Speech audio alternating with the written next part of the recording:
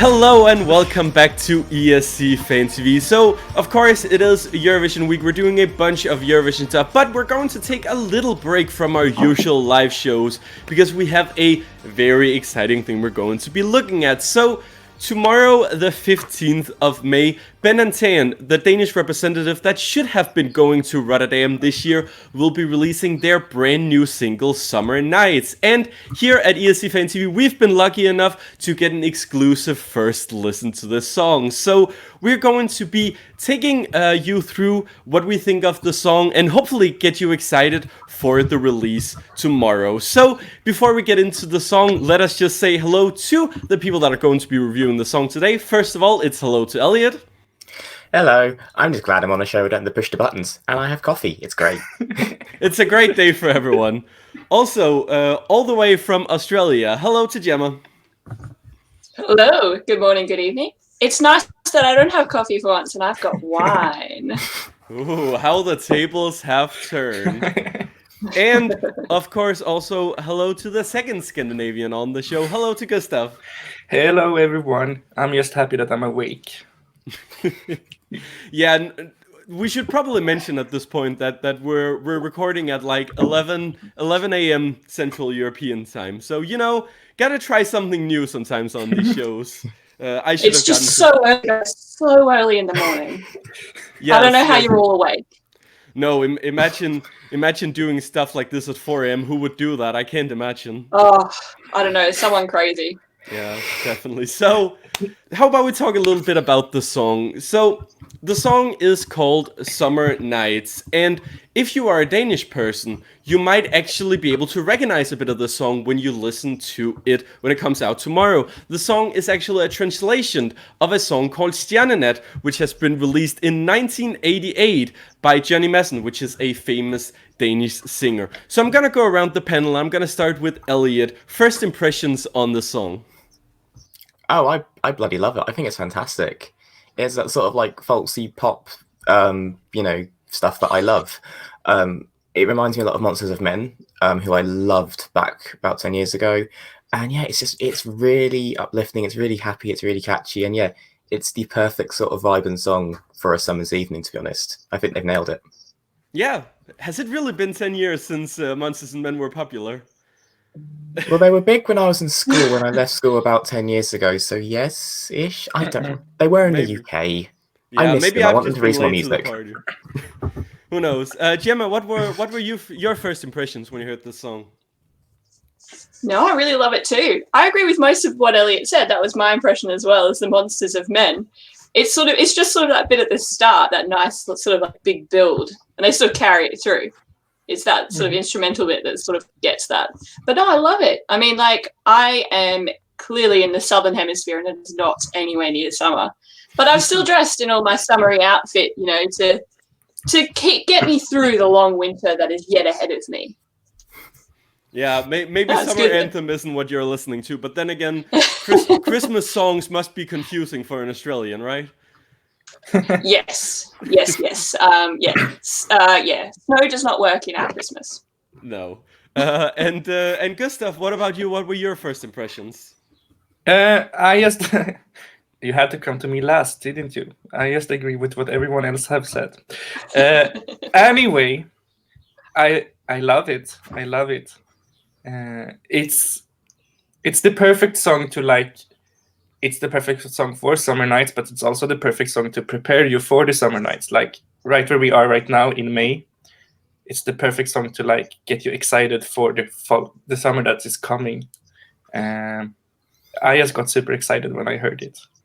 Yeah, it definitely gets you in the mood and reminds you that summer is coming up. We got to remember, even though times are tough at the moment, you know, summer will be there, and hopefully most of us will get the chance to experience the summer. But yeah, I mean, technically, I'm gonna come to myself yet. I haven't mentioned what I think about this song, but I mean, my first impressions, I was up dancing, having a great time. I don't think I've mentioned that much on this show that I really love this like folk pop genre, but it is actually one of my favorite genres, and I'm really happy to see them take this direction, because I think looking back at especially like what Benjamin did on X Factor, where he did this like very Ed Sheeran sound, I think this is a sound that works for them very well. I think this is a sound that could be, should they go forward and get the chance to release more music, I think this is a great direction to take for them. And I would also say that it's a natural step after Yes. It's in the same style, but it's still something that's very Danish. This is definitely something that's aimed towards like the Danish audience, because this is the kind of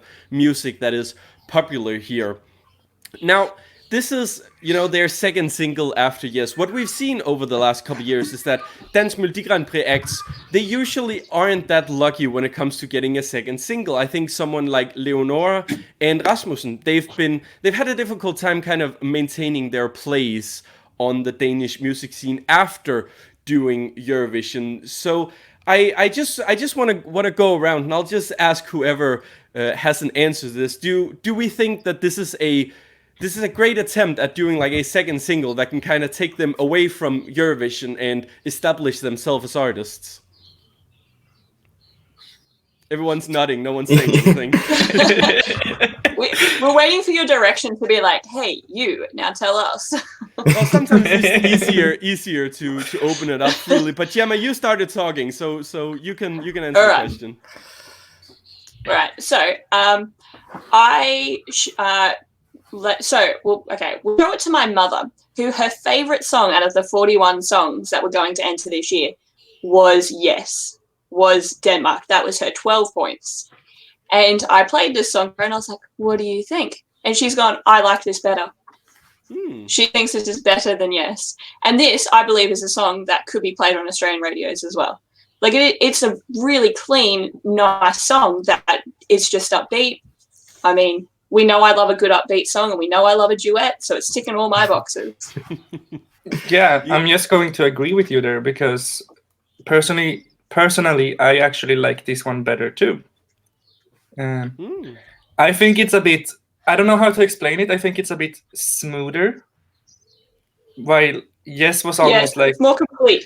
Yeah, exactly. Yes is almost like, it's a bit hectic. It makes me a bit stressed. Even though I like it, it makes me a bit stressed. It's like bam, bam, bam, bam, bam.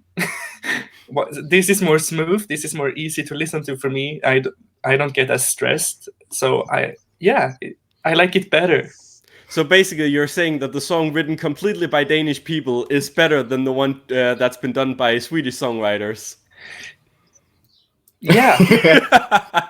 But I guess that's what I'm saying. just had to get it in there. That's 1 point for Denmark. It had to happen at least once in your life. That's true. And Elliot, I mean, obviously the song is a cover. Like I said, it's an English translation and kind of like a retelling of this old Danish song. But had it been a completely original song, do you think this would have done better or worse at Eurovision had it gone ahead and been there? I think it would have done better, because, like I said, Gemma's saying it sounds like it's from like Australian, could be Australian radio. This could be on British radio. It's a very complete sound. It has as good as Yes was, something was lacking. This covers it. It has more impact. It has more drive. Like, their voices work together really, really well. And it's the sort of like thing which it sticks in your head. So I think this would have done very, very well in both aspects, to be honest. It would have definitely been interesting to see. I mean, we'll never know if this song, Yes, would have done well at Eurovision. Obviously, we all know why. But it is interesting, because I mean, after the fact, they won with 61% of the votes at Dansk Melodi Grand Prix. Pretty nice victory for them, and they've had over 2 million streams on Spotify so far. And Yes, has also been added to playlists on various radios all over Scandinavia. So the thing is, the song has actually been doing pretty well, and there is a possibility that this could really establish them as artists. Now, if we go a year forward, and let's say that they were offered to go to Dansk Melodi Grand Prix again, if they made the decision they wanted to go again, would this be the kind of style we would like to see from them if they were to come back? Gustaf, I'm going to go to you first. Yes, please. I mean, Simple as that. yes, and it's one of those rare occasions where I agree with you and Elliot. This kind of music is one of my favorite too. So I definitely want more like this. Yeah. I think definitely one thing we can say is that if this song can unite three people who usually have completely different taste in music, then I think the song can do a lot. I think that's the biggest compliment we can give on this show today. Gemma, would you like to see them with this sort of song in Dansk Melodi for next year if they wanted to return? Absolutely. Oh my god, I'm so upset that they're not, like, they won't be there this year. Like, I love this kind of music. Like, outside of Eurovision, I think that was the thing as well, is that Yes is very much sort of like a Eurovision song, is it's kind of built for a performance, you know, as in this is just like a song. But yeah, no, like, I love this. I would absolutely vote for them all the time. Like, I just love it so much. So great to hear. And finally, Elliot, do you think this could have been a great sort of style for a Eurovision song? Yeah, like I said, we don't really get enough folksy sort of pop music anymore. I mean, the last major song like that, I think, was Hear Them Calling, and obviously that didn't do as well as everyone expected, but people loved it. So there is definitely a market for this sort of song in the world and in Eurovision. And, you know, this sort of like melody and the lyrics, they're young, they're sweet, it fits their vibe well. You know, they wanted to go with a story of like two people young and in love, even if they're not, it would work. It still baffles my mind that Ben's only 17, but hey ho.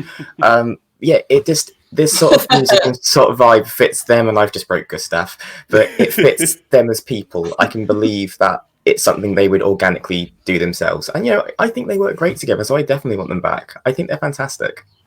Yeah, we're definitely sending the best of wishes for them. I mean, I hope that this song can become a hit on Danish radio this summer. I hope that it does well. I hope Spotify is nice to them, puts them in some nice summer playlists, because it fits in there. It's not oh, this is a typical Eurovision song from a former Eurovision artist. I think I've said this to some people as well, that I think it's kind of benefited them in a way that they never got to go to Eurovision, because at the end of the day, we'll never know how they were going to do. And sometimes, you know, we have these artists who've been promised a lot from a record label, and then when they do badly at Eurovision, we see them get dropped from the record label. I think we're seeing a case here where they had a fantastic victory at Dansk Melodi Grand Prix. Everyone was behind them, and they can go on that momentum. Yeah. They can stay on that momentum, and they can become something, you know, for the Danish audience. And I hope they do that, because I think they're both fantastic. Obviously, had the chance to interview them earlier this year, and they are fantastic people. And I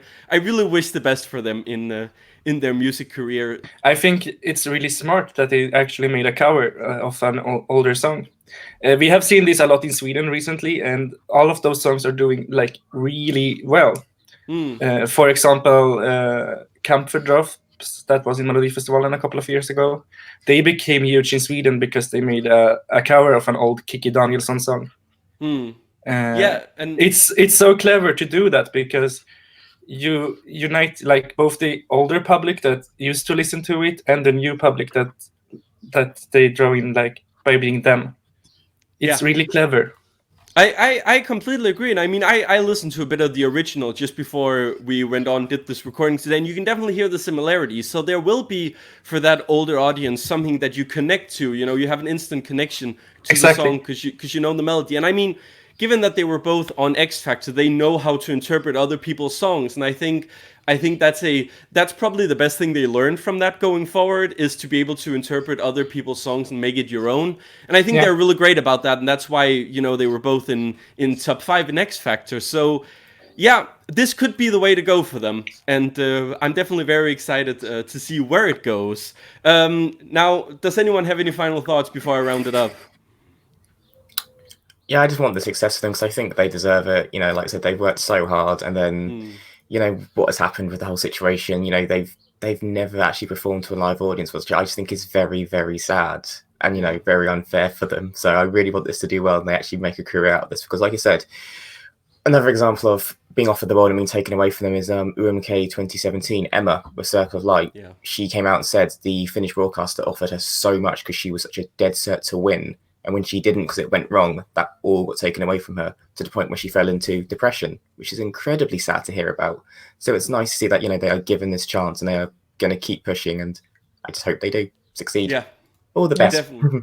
All the best for them. We are sending our best wishes to them when it comes to this new single. And I just want to say before we go, a big thank you to Anas from the arrangement, their management team who sent me the song. It's so nice that they continue to work with us, and I hope that we will be able to work with them in the future.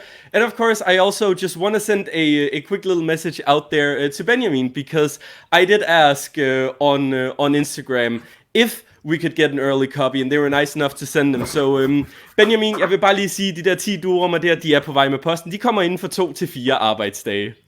Yeah, you had to do it in Danish, didn't you? You just had to. I definitely did, and Gustaf might have understood some of it. No, I never understand Danish. Fair enough. Well, thank you so much to the panel for wanting to take part in this little review today. Thank you to Gustaf. Thank you. See you soon, guys. Yes, and thank you to Gemma. Thank you. Enjoy. Yes, and thank you to Elliot. Thank you as always. It's been a blast. Yes, and remember, there is lots of content going on ESC Fan TV this week. We are still not over. There is a bunch of shows you can already watch on demand that we've done, and of course, we are also doing many more. It's a great Eurovision week for all. So thank you so much for watching. Keep doing what you're doing. Listen to the song when it comes out tomorrow, and have a great day. Bye. Bye.